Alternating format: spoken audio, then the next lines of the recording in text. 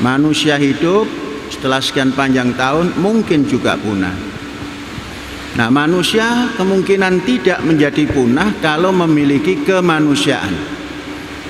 Maka power yang kelima adalah kemanusiaan. Apa itu kemanusiaan? Bahasanya diusir, diturunkan ke sebuah tempat, tapi ya bumi juga, tanah juga.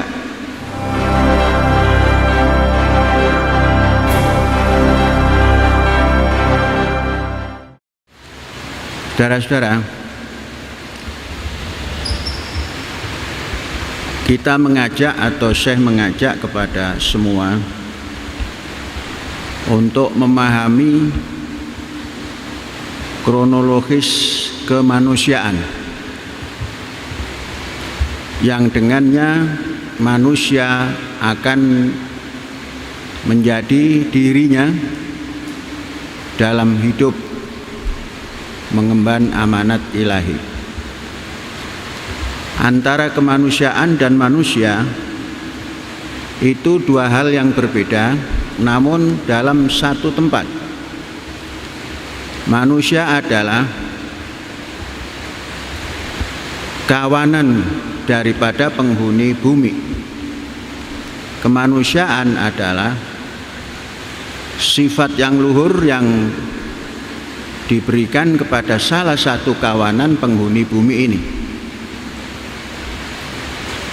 Saudara-saudara, bumi manusia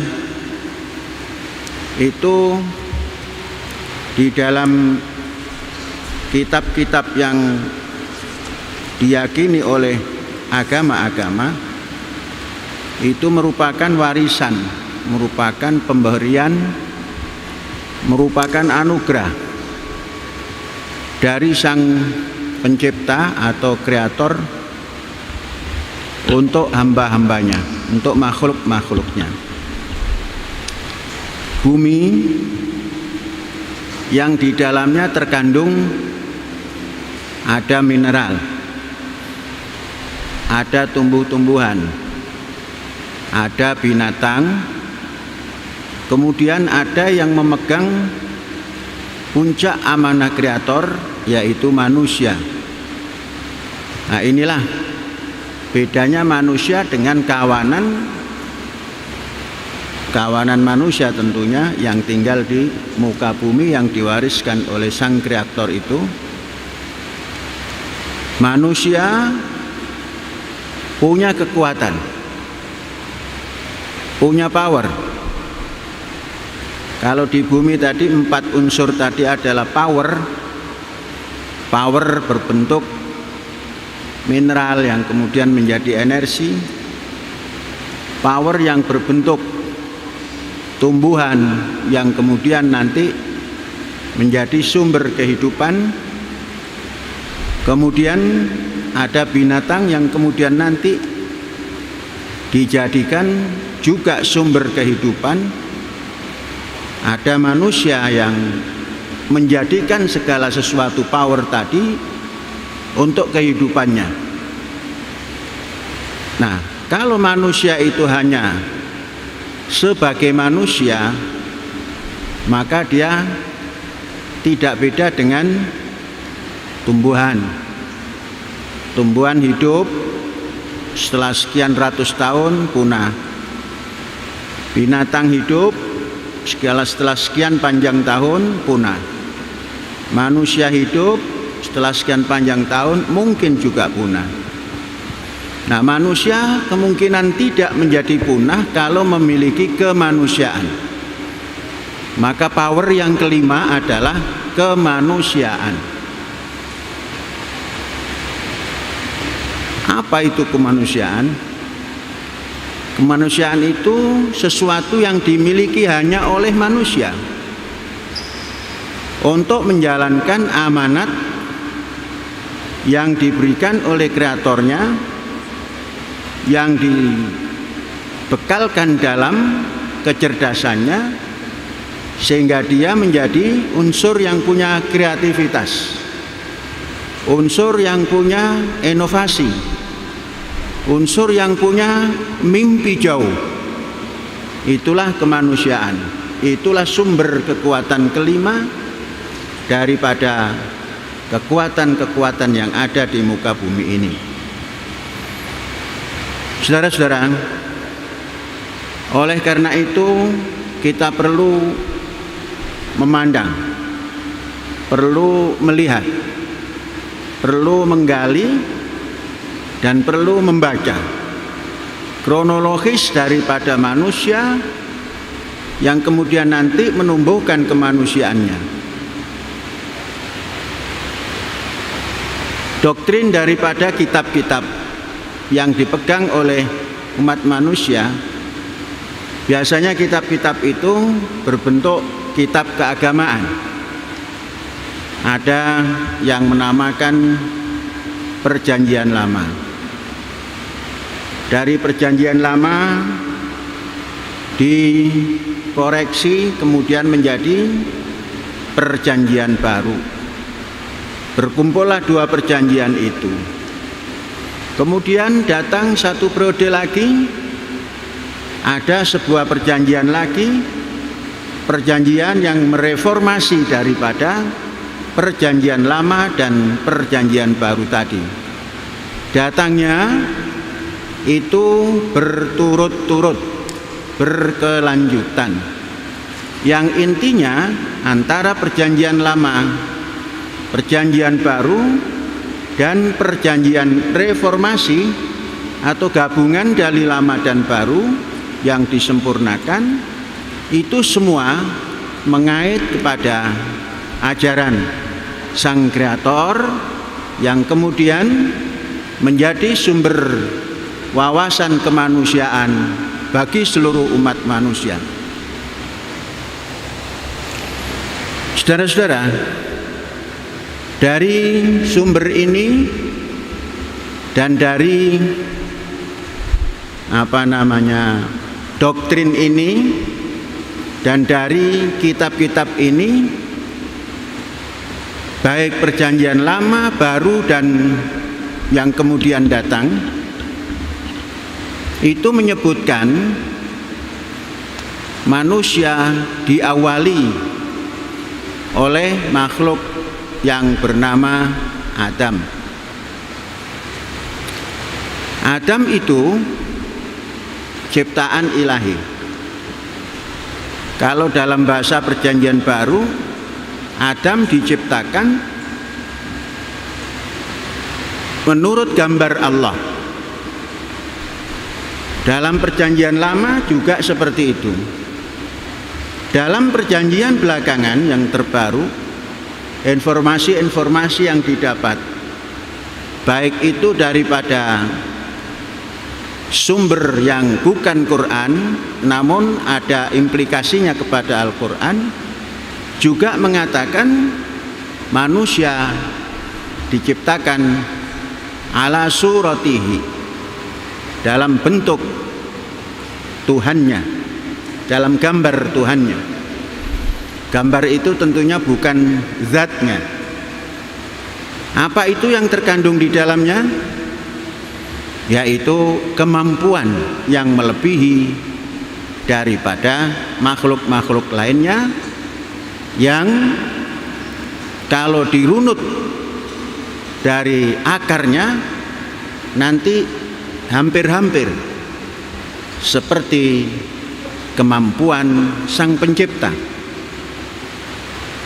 Ini bukti daripada mengapa di dalam ajaran Islam nama Nabi itu juga seperti nama ilahi.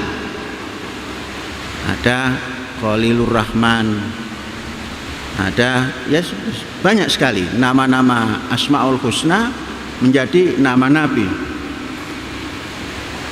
Saudara-saudara, Adam yang kita sering mengatakan bahwa manusia pertama, bisa jadi betul, juga bisa jadi meleset. Kalau cerita dari Alkitab baik itu Alkitab Perjanjian Lama, Perjanjian Baru maupun Perjanjian yang paling kini, itu mengatakan bahwa Adam itu diciptakan daripada debu atau tanah. Kemudian terciptalah makhluk yang namanya Adam itu. Kalau Perjanjian Lama itu sedikit menggambarkan bahwa penciptaan Adam laksana orang membuat keramik berbentuk manusia. Kemudian kalau Al-Quran wa nafakhna fihi min ruhi, kalau Perjanjian Lama kami tiupkan roh ke dalam melalui hidungnya. Intinya setelah tercipta manusia, bakal manusia, maka dimasukkan roh. Konsep Perjanjian terbaru atau Al-Quran juga seperti itu. Walhasil terciptalah Adam. Adam ditempatkan dalam satu tempat yang kata para penulis kitab-kitab baik baru maupun lama itu di tempat yang namanya Eden atau surga. Sehingga kita tidak bisa membayangkan kalau sekarang kita berbicara sendirian tentang surga. Namun Perjanjian Lama memberikan batasan surga itu. Surga itu dikelilingi oleh sungai. 4 sungai. 4 sungai yang saya hafal 2, yaitu Sungai Efrat dan Sungai Tigris. Sungai Efrat itu sudah barang tentu bukan bertempat di surga khayal. Sungai Efrat sampai hari ini ada, dan Sungai Tigris juga sampai hari ini ada. Makanya surga yang digambarkan oleh Perjanjian Lama maupun Perjanjian Baru sulit untuk digambarkan sebagaimana surga khayalan. Mengapa? Dalam Al-Quran juga jannatun tajri min tahtihal anhar. Surga yang dikelilingi sungai yang terus mengalir. Di dalam Perjanjian Lama surga memiliki 4 sungai. 2 di antaranya adalah Sungai Efrat dan Sungai Tigris. Malah lebih jelas mengatakan bahwa dalam Perjanjian Lama surga itu bukan tidak bisa dibayangkan, karena dibatasi oleh 4 sungai tadi, Sungai Tigris dan Sungai Efrat dan 2 sungai lainnya. Saudara-saudara, saya mengajak supaya kita ini bisa berpikir dogmatis dan realistis. Dogma-dogma yang perlu diimani boleh. Karena apa? Keimanan satu di antaranya mengimani sesuatu yang gaib. Gaib itu bisa jadi dogma juga. Imani kalau memang itu harus diyakini. Itu surga Adam. Makanannya apa Adam? Makanannya adalah buah sayur. Buah-buahnya juga buah-buahan yang sungguh sangat terpilih. Sayurnya sayur yang sungguh sangat terpilih.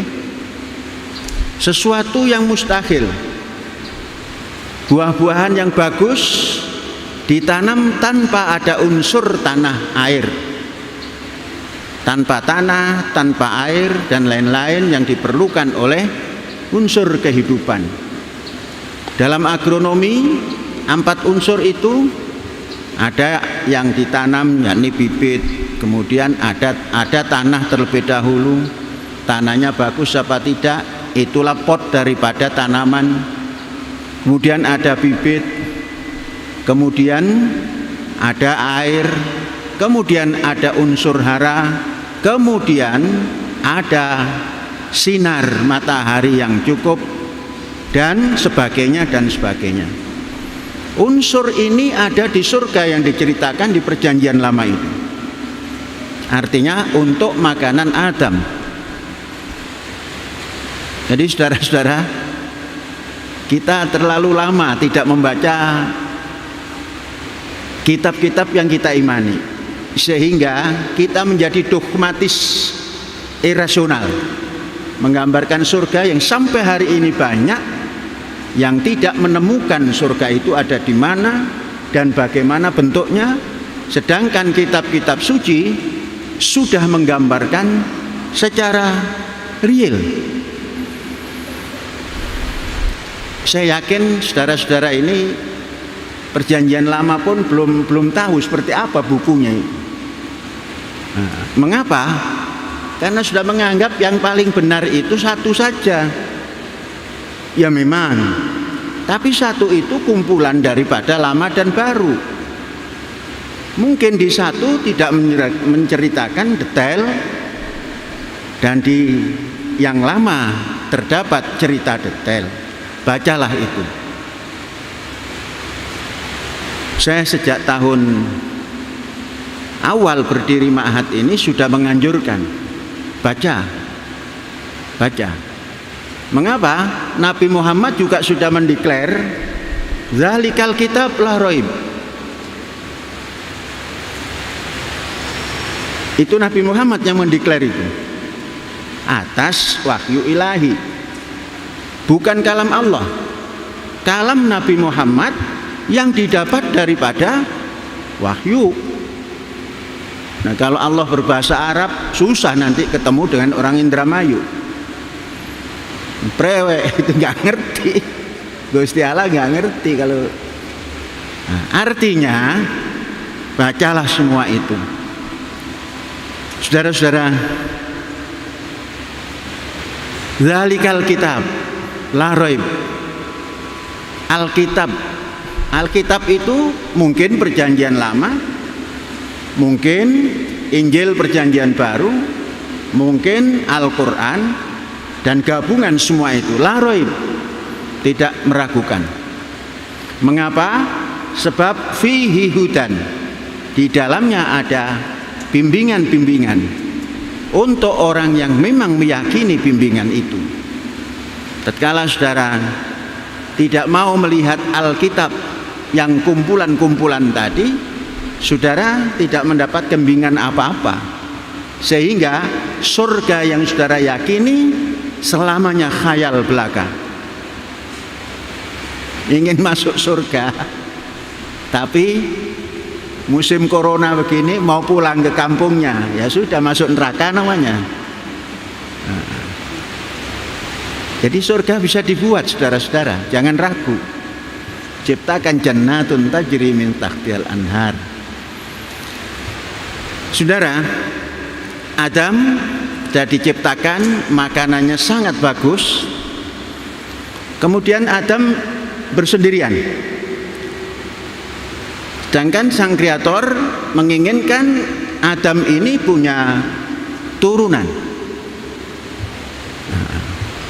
Melihat tidak gitu, tidak bagus sendirian.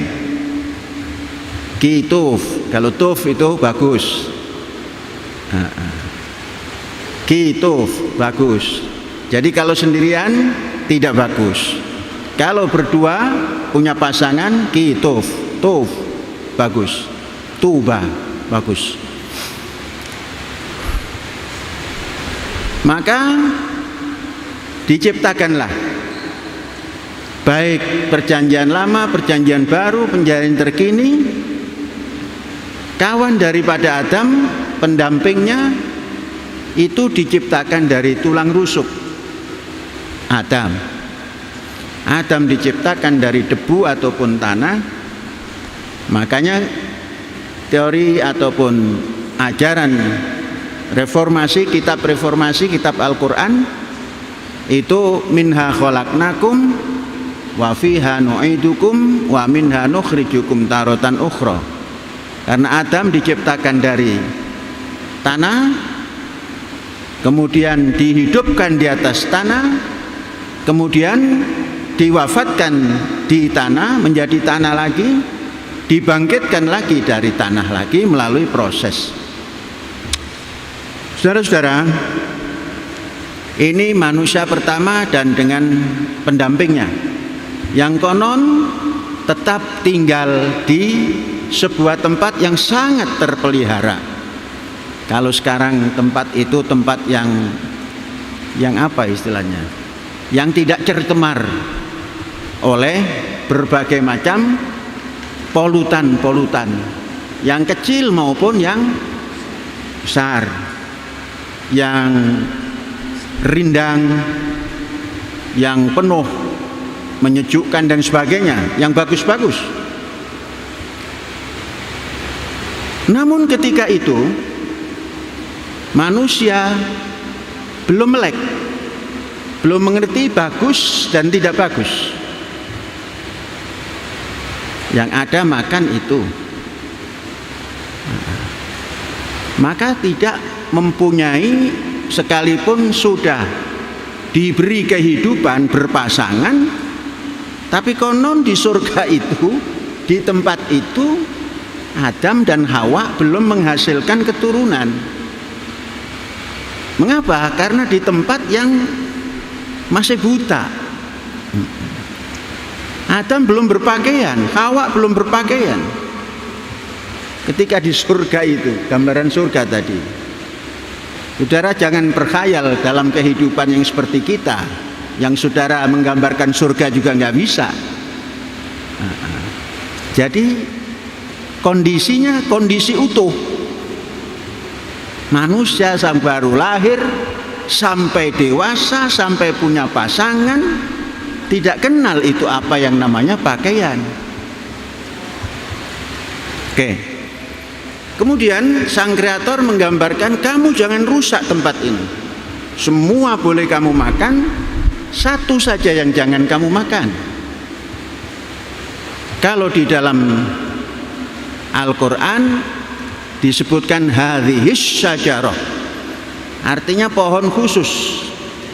Kalau di dalam perjanjian lama disebutkan bahwa itulah pohon pengetahuan. Jadi tatkala di surga tanpa pengetahuan.